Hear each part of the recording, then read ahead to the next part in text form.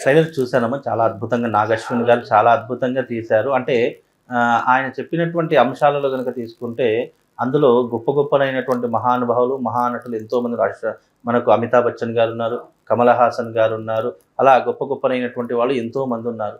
అయితే ఇప్పుడు సప్త చిరంజీవులు అశ్వత్థాముడు కూడా ఒకరున్నారు. అమితాబ్ బచ్చన్ గారి యొక్క ఏదైతే రూపం ఉందో అదంతా కూడా అశ్వత్థాముడి యొక్క అవతారంగా తీసుకున్నటువంటి ఒక థియరీయే అమితాబ్ బచ్చన్ గారికి ఇవ్వడం జరిగింది. మరి అందులో మనకు చూసుకుంటే అమితాబ్ బచ్చన్ గారు నిండుగా మొత్తం బట్టలు కప్పుకొని, గొంగళి కప్పుకొని ఉంటాడు. బికాజ్ ఎందుకు అలా ఉంటాడు అంటే అశ్వత్థాముడికి శాపం ఉంది. శ్రీకృష్ణుడు ఇచ్చినటువంటి శాపవశాత్తు ఆయన శరీరం అంతా పుళ్ళతో నిండి ఉంటుంది. ఆయన శరీరం అంతా గాయాలతో ఉంటుంది. రక్తం కారుతూ ఉంటుంది. ఆ విధంగా ఉండడం కారణం చేత ఆయన మొత్తం నిండుగా కంబలి కప్పుకుంటూ ఉంటాడు. ఆయన యొక్క రూపం చూడడానికి చాలా వికృతంగాను, భయంకరంగాను ఉంటుంది. అందుకే ఆ యొక్క స్వరూపం అనేటటువంటిది చూడడానికి చాలా మంది భయపడతారు. ఎందుకంటే ఆయనకు ఆ యొక్క శ్రీకృష్ణ పరమాత్ముడు ఇచ్చినటువంటి శాపవశాత్తు ఆయనకు 3000 సంవత్సరాలాంతం వరకు నువ్వు ఏ రకంగా ఉంటావంటే నీ శరీరం అంతా పుళ్ళతో, గాయాలతో నిండి ఉంటుంది.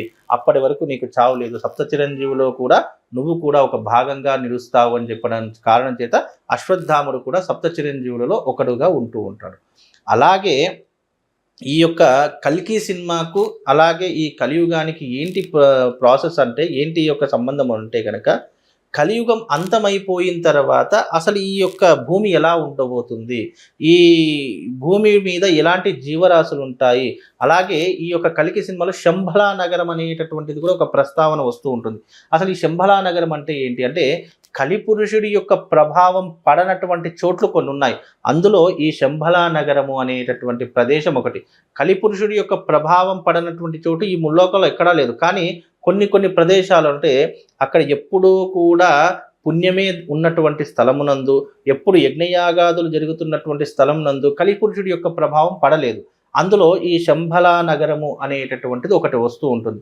ఈ శంభలా నగరం పరమ పవిత్రం, దేవతలు నివసించేటటువంటి నగరంగా ఈ శంభలా నగరాన్ని చెప్తారు.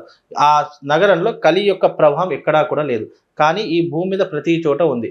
కలి యొక్క ప్రభావం ఎలా ఉంటుంది అని అంటే గనక, కలి ఎక్కడ ఉంటాడు అని తెలుసుకుంటే మనకు అర్థమవుతుంది. కలి మధ్యము, జూధము, మగువ ఈ 3 ప్రదేశాల్లో కలి యొక్క ప్రభావం ఉంటుంది.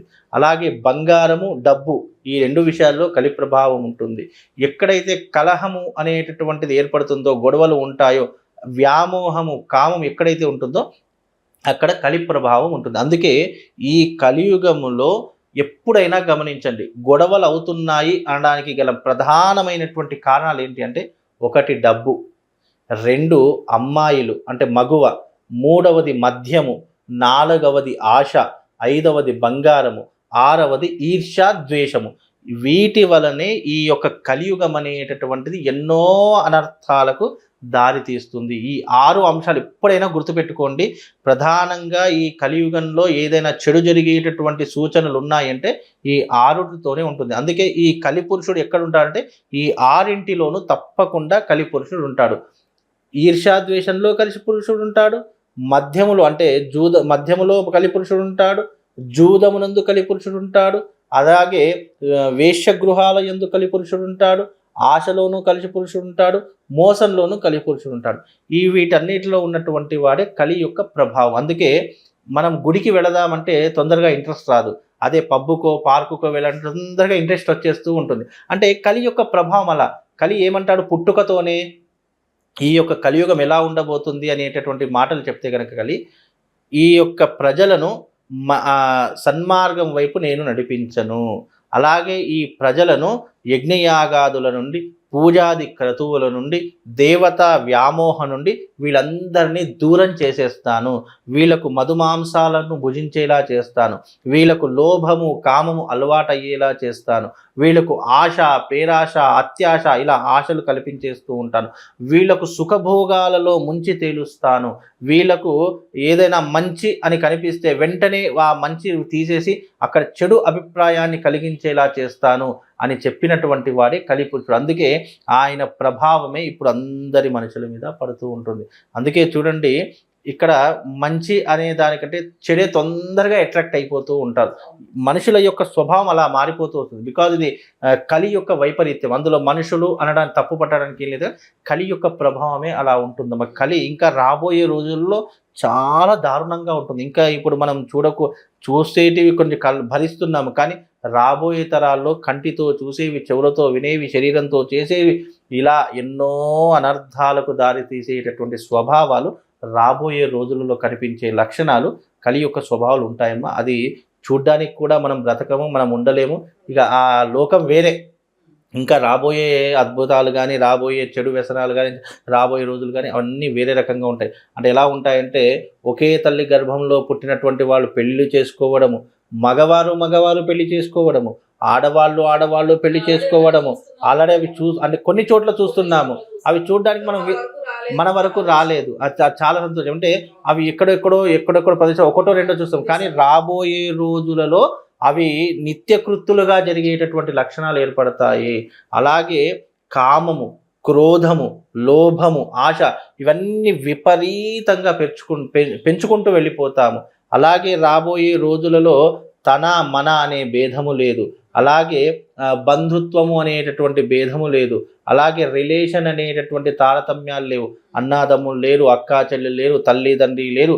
ఇలా ఒకరినొకరు సంబంధం లేకుండా జీవించేటటువంటి లక్షణాలు రాబోయే రోజుల్లో ఉంటాయి.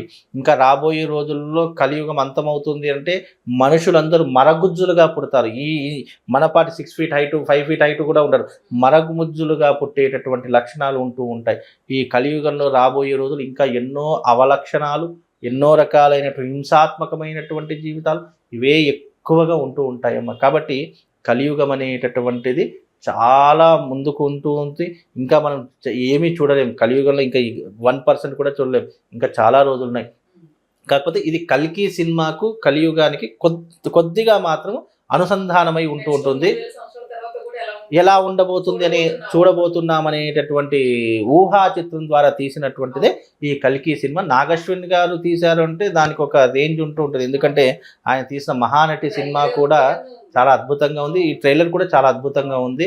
అందులో నటించిన ప్రభాస్ గారు కానివ్వండి, అమితాబ్ బచ్చన్ కానివ్వండి, కమలా హాసన్ కానివ్వండి, వీళ్ళు ఎంతో పెద్ద పెద్ద నటులు ఉన్నారు. ఆయన ఊహా చిత్రాన్ని తీశారంటే దానికి తప్పకుండా 100% రీచ్ అయ్యేటటువంటి సినిమాగాను, చలనచిత్ర రంగంగాను ఇది ఉండిపోతుంది మధ్య స్థాయిలో వస్తున్నాయి. అంటే హనుమాన్ చిత్రం కూడా చాలా ఎంత అద్భుతంగా తీశారు అంటే చూడ్డానికి కూడా చాలా అద్భుతంగా ఉంది. దాంట్లో పరమాత్ముడు, భగవంతుడు ఏ విధంగా ఉన్నాడు, ఇప్పటికీ కూడా భూమి మీద ఆంజనేయ స్వామి ఉన్నాడు అని నిరూపించడానికి, అలాగే కలికి అవతారం వస్తుంది అని నిరూపించడానికి కూడా కొన్ని ఆధారాలు ఇలా చలనచిత్ర రంగంగా వస్తున్నాయన్నా కూడా చాలామంది దీన్ని చూసి అర్థం చేసుకోవాలి. కలియుగం ఏ రకంగా ఉండబోతుంది, ఎలాంటి అలవాట్లు మనం చేసుకోవాలి అనేటటువంటి కూడా దీన్ని చూసి నేర్చుకోవాలమ్మా. అంటే ఎప్పుడైతే మనం భగవత్ ఆరాధనలో మునిగిపోతామో కలి ప్రభావం మన మీద తగ్గుముఖం పడుతుంది. ఉదాహరణకు చెప్పాలి అంటే గనక మనము ఎప్పుడైనా కానీ నిత్యము ఒక విధిని ఆరాధన చేసుకున్నాము, ఒక విధి అలవాటు చేసుకున్నాం. ఇప్పుడు రోజు పూజలు పునస్కారాలు చేసుకున్నాం, లేదు రోజు ఒక మంత్రం చదువుకున్నాం అనుకోండి, అది చేస్తూ పోతే అది మన నాలుక మీద చిరస్థాయిగా కూర్చుకుంటూ పోతుంది. ఉదాహరణకు మనం నిద్రలోంచి గబుక్కని లేచాము, ఏదో పీడకల పట్టింది అనుకోండి, వెంటనే మనం ఏం చేస్తామంటే మనకు తెలియకుండానే నోట్లోంచి ఆ మంత్రం వచ్చేస్తూ ఉంటుంది. అంటే అలా ఒక మంత్రం కానీ ఒక జపం కానీ మనం అలవాటు చేసుకుంటే కలి ప్రభావం నుండి కొంతవరకైనా తగ్గుముఖం పట్టేటటువంటి అవకాశము, దాని బారి నుండి కొంచెం తప్పించుకునే అవకాశము మానవాళికి కలుగుతుంది. అందుకే ప్రతి ఒక్క బ్రాహ్మడు కానీ, గురూజీలు కానీ ఏం చెప్తారు, పూజలు చేసుకోండి అమ్మా, యజ్ఞయాగాదులు చేసుకోండి, దేవతా క్రతువులు చేసుకోండి. ఇలాంటివి చేసుకోవడం ద్వారా కలి యొక్క ప్రభావం నుంచి మనం బయటపడినటువంటి వాళ్ళం అవుతాము. అందుకే కలి యొక్క లక్షణాలు చాలా విపరీతంగా ఉంటాయమ్మా. ఇక రాబోయే తరాల కోసం ఇవన్నీ అలవాటు చేయడమే తప్ప, ఇప్పుడు మన పెద్దవాళ్ళు ఏం చేశారు, మనకి ఎలాంటి అలవాట్లు ఉన్నాయో అలా నేర్పించారు. మనం ఏం చేస్తాము, రాబోయే తరాలకు ఎలాంటి విధులు ఉంటాయి, ఎలాంటి పద్ధతులు ఉంటాయో నేర్పిస్తే వాళ్ళు కూడా అదే పద్ధతితో వెళ్ళిపోతారని చెప్పేసి పూజ పునస్కారము, దేవాలయము, దేవుడి యొక్క అర్చనలు ఇవన్నీ నేర్పించమని చెప్తూ ఉంటాము.